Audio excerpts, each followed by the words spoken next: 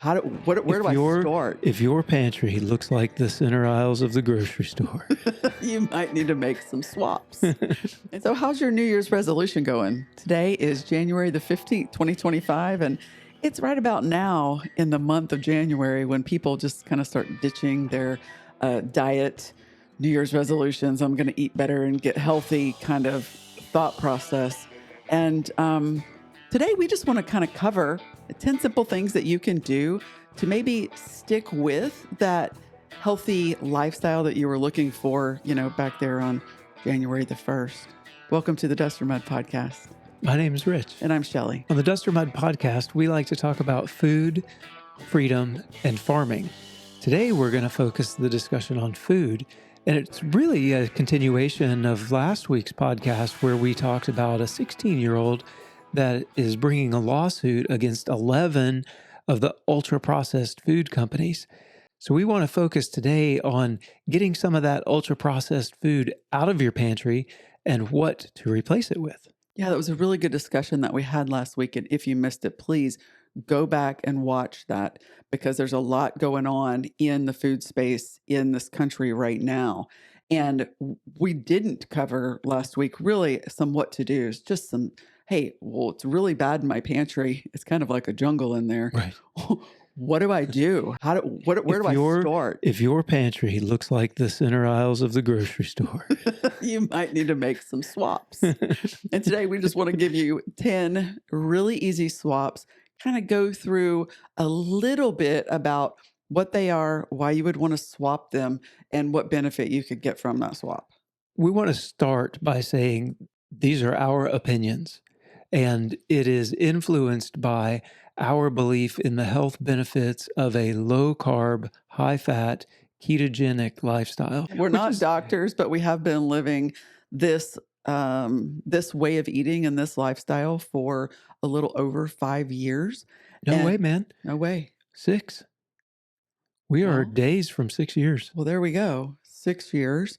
And it has helped us at approaching 52 years old to still be very vibrant, thriving in our life, mentally acute, and pushing on and refusing to give in to the the adage of, well, we're in midlife and our bodies should start falling apart. And our brains should start getting foggy. Right. And we just refuse to go there. And this lifestyle has helped us.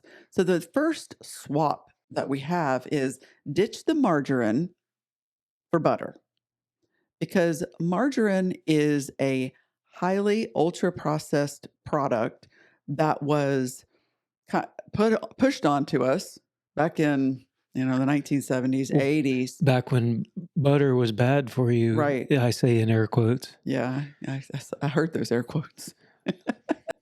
Yeah, so the first recommendation is get rid of that margarine, the I can't believe it's not butter stuff, country crock. I don't care what brand it is. If it's not butter, it's not good. And it's created from the ultra processed seed oils that we're going to discuss in a minute. But it comes from that. And it doesn't contain much food in it at all. It really doesn't. Not things that ought to be food. Right. A fly. Have you ever seen a fly get on? No, because it's not good. Even the flies don't like it. Right. But butter, it really actually it's minimally processed, right? Yeah. So in Missouri, we're allowed to sell raw milk, and we do sell raw milk from our farm. And you're also allowed to sell raw cream. But Yeah. I can't, if I shake that cream Mm-hmm. and cause the fat globules to stick together and turn from white to a little bit of a yellow color, it's now called butter, and I can't sell that. But the way I got there was just a little bit of shaking. I didn't heat it and hydrogenize it and hydrolysize it and all of those other. Partially or wholly. No. None of it. Nope. No, there's very little mechanistic action that goes into creating butter from cow Shake cream. it. Just shake it. Agitate it until the fat starts to stick together. Yeah. Anytime you start adding chemicals and high heat to a product, it causes things to turn into other things. Right. Right. And so let's ditch the margarine. Let's add butter back into our lives. It's delicious. It's satiating. It's good for our brains. It's good for our whole bodies. Let's add that back in. And that's a really simple switch. Yeah, And it's for sure. real. It's just real food, which is something we really like to focus on. Well, my first one you've already given away, which What? is get rid of the vegetable oils, Right. seed oils, whatever you want to Like call broccoli oil? them. Yeah. You said vegetable oil. I've never seen broccoli oil, but I've also never heard of a vegetable canola. No. What is that? It's a flower or something? Yeah, I think so. It's a plant. I think they grow a bunch of it in Canada. Seriously. Canolas? Canolas. Yeah. I thought it was a pasta. No, that's cannoli. Oh. And that's a dessert. Oh. But Italian. it's a dessert pasta, isn't it? Oh, it's so good though. No, it's not a pasta. I know. He's such a dork. Anyway. Get rid of the seed oils, y'all. Yeah. They are lots of studies these days showing just how inflammatory they are. All throughout your body, they cause inflammation. And one of the worst places to cause inflammation is in your arteries, especially around your heart. And we totally ditched the seed oils back in 2019. That was over for us for the seed oils. We replaced it with more natural oils, things that can be pressed, like avocado oil or olive oil, natural fats, coconut oil. When I say natural fats, I'm talking about the butter that I was just mentioning, or ghee, or tallow, or lard. Mm-hmm. Like some of the has been around prior to the Industrial Revolution. So let's go back to some of those fats and get away from these highly ultra processed vegetable oils. One of the main problems with it is the high omega-6 fatty acid content. And that's what the ratio between the omega-6s and the omega-3s in those fats. And when your ratio is way off and the 6s are too high, that's where we're getting all of our inflammation from. So let's add the fats that get the omega-3s up.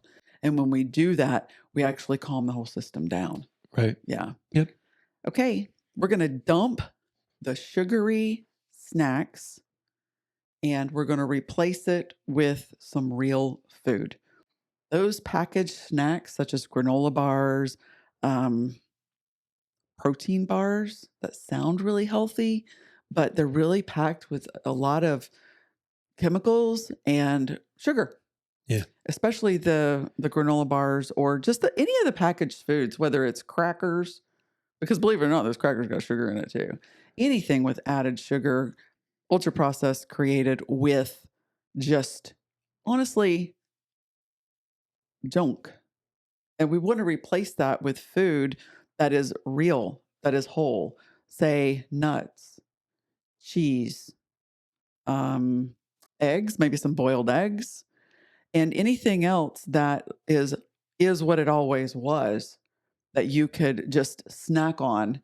Fat bombs, if you're keto, throw together some fat bombs. There's recipes all over the place. You can make them a little bit sweet to curb that sweet tooth, because we didn't say don't eat sweet. We just said let's ditch the actual sugar. Yeah. Pork rinds is another one. That's a good snack for me, at least. That's a Rich favorite. Yeah. Yeah. When he needs a crunchy, he's going for some pork rinds, y'all. Yeah, for sure. Yeah. And some of them have a bunch of stuff in them, but some of them are just salt. So like you can get pork rinds that are. So eating real food while keeping our blood sugar stable and not getting those big spikes and crashes whenever we just want a little bit of a snack is going to keep our hunger down. It's going to help us not get all crashed, like you need to go to bed. And you mentioned granola bars. That's one of the ones I think it's the insidious, Mm, that oftentimes all natural, heart healthy, like you can find a lot of these labels on, I'll mhm. use air quotes again, healthy foods, like all natural. But if you look at just check out the total sugars. Sure. You Yeah. know, it may be all natural, but that doesn't mean that it's healthy or good, or that it Right. doesn't spike your blood sugars and require a dump of insulin, you Yeah. know? And remember, the focus on these 10 swaps is we're returning to real food. Right. Eat the thing that's real, and whatever's in those packaged nature's own, you know, type of things, it is not, it's not currently a real food. It's not a whole, let's eat that thing that's just what it always was and fuel our body and keep it from crashing. So toss the sugary drinks Mm, from the pantry. Most of us in the pantry, that would look like Cokes and things like that. But I want to add to it what I think is probably the biggest culprit for, I don't know, our age folks is coffees, mhm, and the dessert coffees and the frappas and the mochas and the um, iced coffees that have pumps and pumps of all different kinds of high fructose corn syrup based flavors.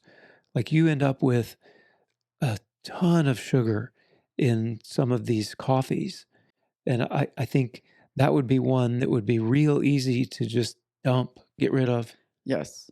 Any of them that are just adding um, big sugar spikes through your day. Like, man, I need a pick me. I need a coffee. Really, what you're wanting is the sugar. You're just wanting to get back up with your blood sugar rather than the caffeine from the coffee. Yeah, the caffeine does do things, but if you're really going after those frappe latte things from whatever coffee shop you happen to enjoy, you're really typically going after the sugar that's involved. Sweetened teas, Hmm. most all fruit juices, very high in sugar. Hmm. Those can be replaced with water.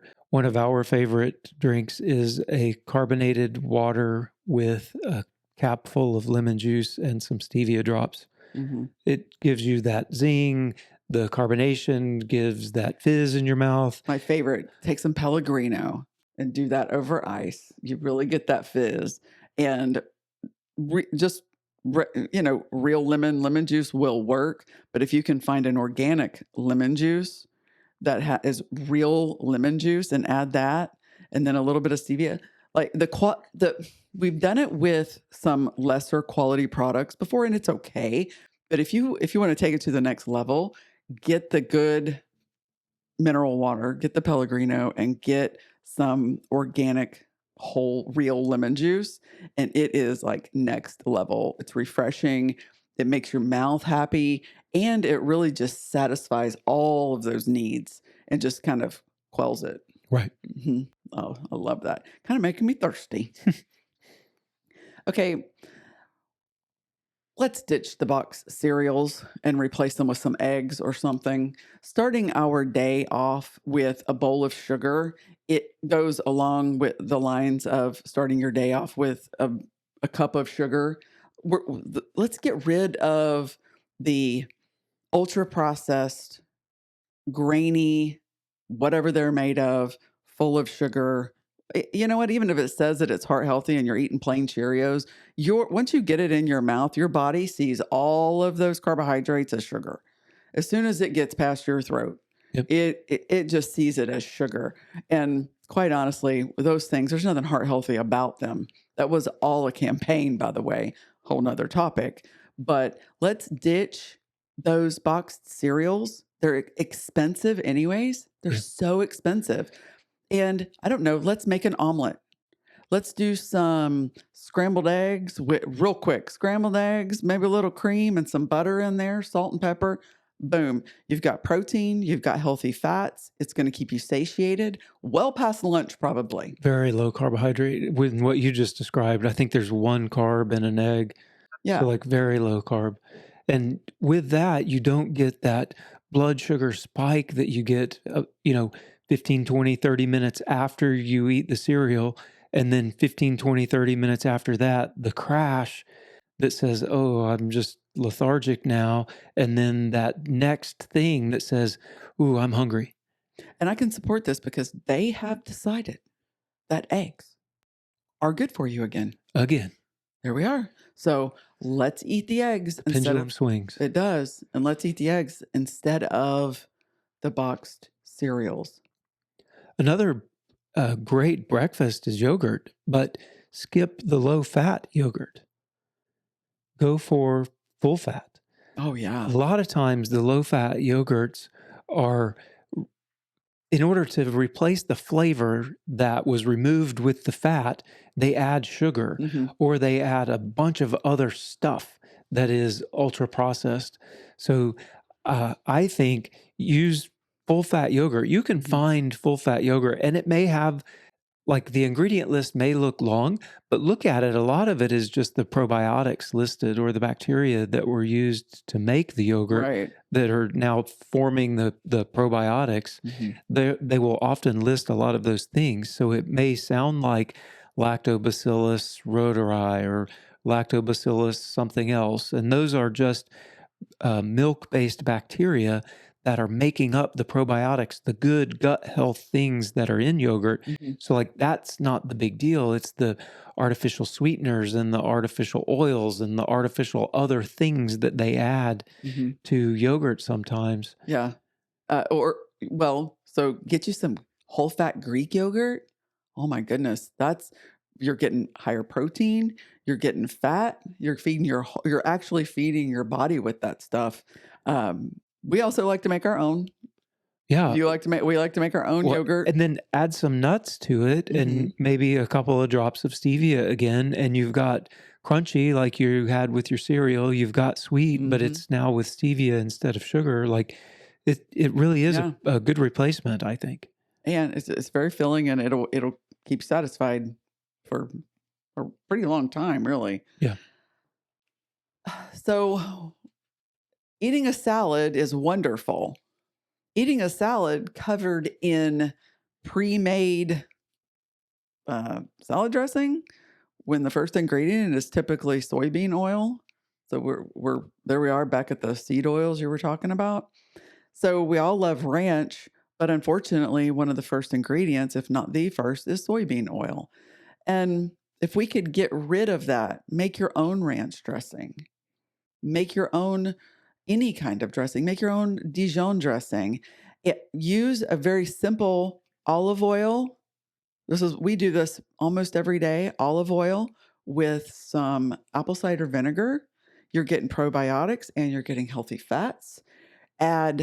You were talking about just spicing things up with the yogurt. You can also do that with your homemade, I guess, just oil and vinegar type dressing. Yeah, sure. Add garlic powder, onion powder. I like to add hot sauce a lot of times. Add some minced garlic. Like there's a lot of different things that you can add to it.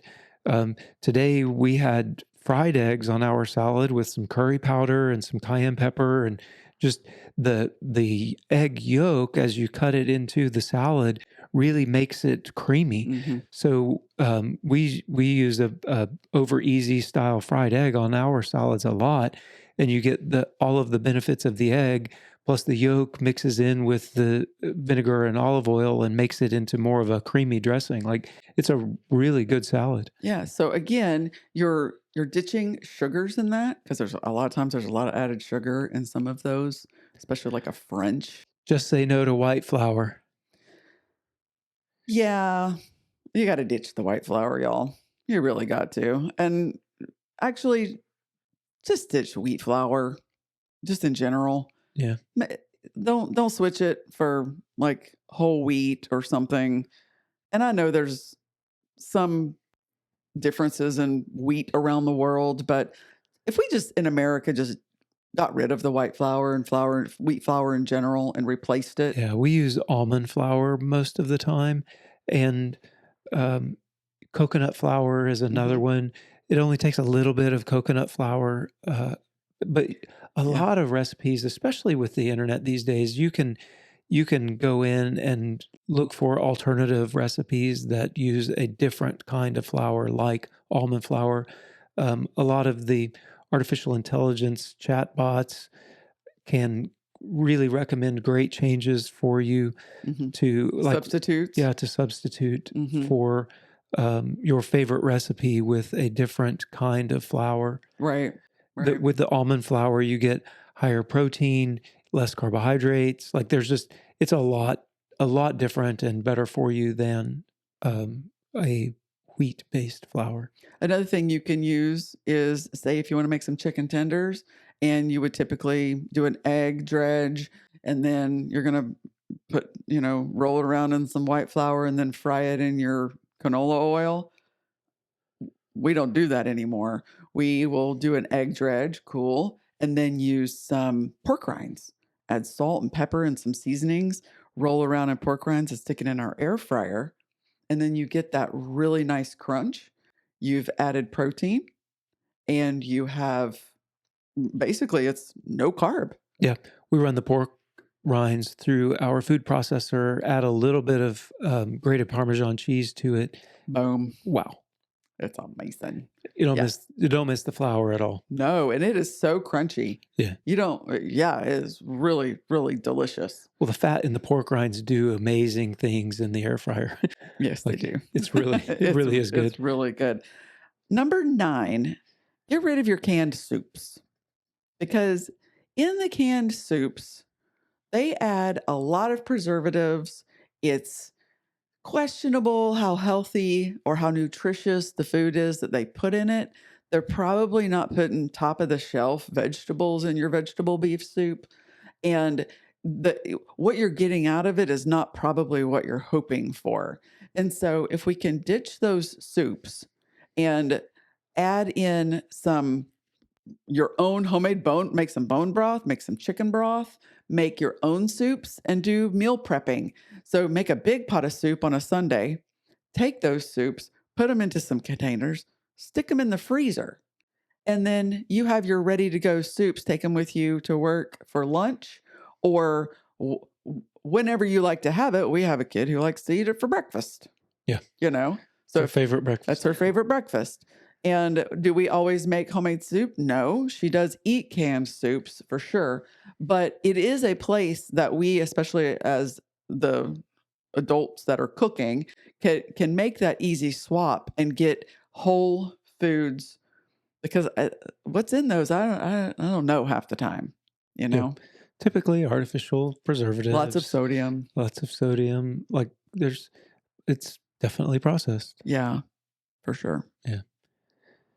Dump the fake sweeteners. So fake sweeteners, artificial sweeteners like sucralose and aspartame and some of those that really studies are showing it can mess up your gut health quite a bit. And then they can lead to further cravings. Oftentimes, these things, your body reacts to them. They're so close to sugar that your body reacts to them thinking that it's sugar. So you will get a release of insulin with no sugar actually in the blood to deal with that insulin. And then that leads now to cravings and you're actually wanting more. And so the idea of having these fake sweeteners are not necessarily healthier. No, they're not. Whenever you say fake, you're really talking about the chemical produced ones, right? And then the real ones, stevia. Yeah, replace it with stevia, monk fruit, allulose even is a natural sweetener. They use a chemical process to make it, actually an enzymatic process to make it, but it is a sweetener found in nature, allulose. So there are some others that are natural, non-caloric sweeteners that we would recommend. We have all 3 of those in our house and use them for different things. A lot of times in, like, say, yogurt or drinks, those types of things that we just described will use stevia drops. So you said non-caloric, but one of the things that we like to point out is not necessarily the calories being the primary problem, but really the response. So honey is a wonderful substance that comes from nature naturally. Sugar cane is great. Beets are great. They're natural in and of themselves, and sugar's derived. We're able to derive sugar from those natural places. The problem is those types of sugar cause our insulin, cause our bodies to respond. Our blood sugar shoots up, and then we have to have an insulin response. And in America today, we do this so much over and over and over just throughout one day that it's wearing out our bodies, and it's causing this metabolic dysfunction crisis in this country. The reason that we can't get the weight off, the reason that we're tired, the reason that we're constantly craving the next, basic sugar hit. And so when you add in these naturally occurring, non-caloric, non-responsive, our Yeah, bodies are not responding to the stevia. yeah, I use non-caloric because that's how they're described. The reason we use them is because they do not cause a rise in our blood sugar and they do not cause a release in insulin. There might be a slight release of insulin because your body does that automatically when it tastes anything sweet. Right. So the real hardcore, I want to keep my insulin as low as possible, people say avoid all sweets all the time. Yes, some of them say, look, you're not two. Right. You're not a toddler. Right. You And don't need sweet sometimes things. I say, I think I'm two because I want something I sweet want right sweet now. things. But, Yeah. so there, I understand that there is a slight insulin response to any sweet taste, Mhm. but your body then knocks it off when the sugar isn't there. Now, Right. you take your natural sweeteners, caloric, that are honey and sugar cane and beet sugar and some of those, Mhm. and you are going to get the blood sugar spike, you are going to get the insulin Right. release, and that is what leads to what we're just describing with the metabolic dysfunction that we're dealing with right now. And you know we it wasn't that long ago that it was 3 meals and at least 3 snacks a day that we were being Told to told consume. to consume, and it Mhm. was this, and Yeah. it ended up being a high carbohydrate, low fat, 6 different times a day, blood sugar spike, insulin spike, blood sugar crash, insulin, and Well, this whole if you thing. do the snacks in between the meals, you can just get your blood sugar up and just keep it up. Yeah, but your body, what that does is keeps your insulin levels up also, to the point where your cells become insulin resistant. And the step after insulin resistance is type 2 diabetes. Yeah. That is the metabolic disorder or dysfunction that Mhm. is plaguing the United States of America and most westernized countries right now, is due to insulin resistance, the metabolic disorder as a result of insulin resistance, which is a result of constantly keeping our blood sugar up. And look, we get it. You know, we all of what we just said was the way we were told to eat by the quote government and experts. And what we have found out, though, or we are finding out, was that might not have been the best advice. And we're all walking around living proof that that way of eating is not going to work long term. It's making us really, really sick. It's make look, however overweight we all are, is who cares what size pants you are? The fact is, that's just a manifestation outwardly of what's really going on the inside of us, you know?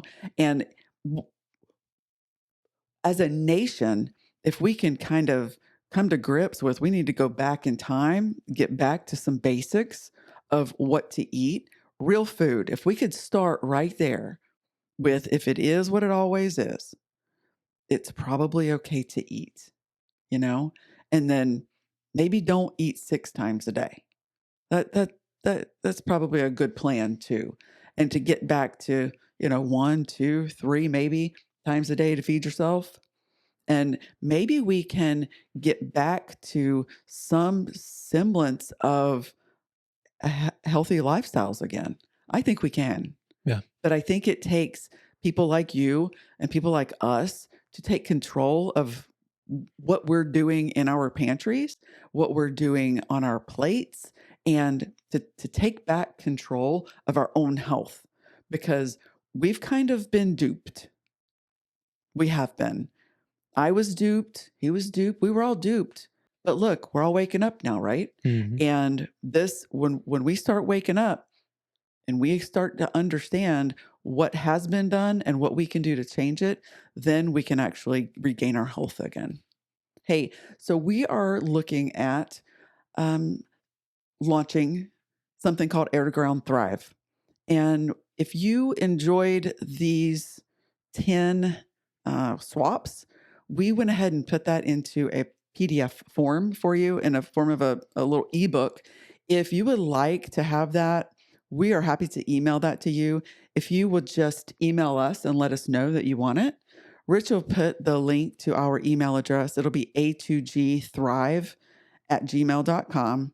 You can email that address, and we will send you a PDF copy of what we just kind of went over with 10 easy swaps. And then you can take that, print them out, staple them together, and put them near the refrigerator or near your pantry and just kind of keep a reminder of, hey, I can do these 10 little things and good, better, best. Man, that's way better. Yeah. So reminder, a2gthrive@gmail.com will attach a free ebook with these 10 steps. Thank you guys for hanging out with us again today. And until next time, bye, y'all. Bye, y'all.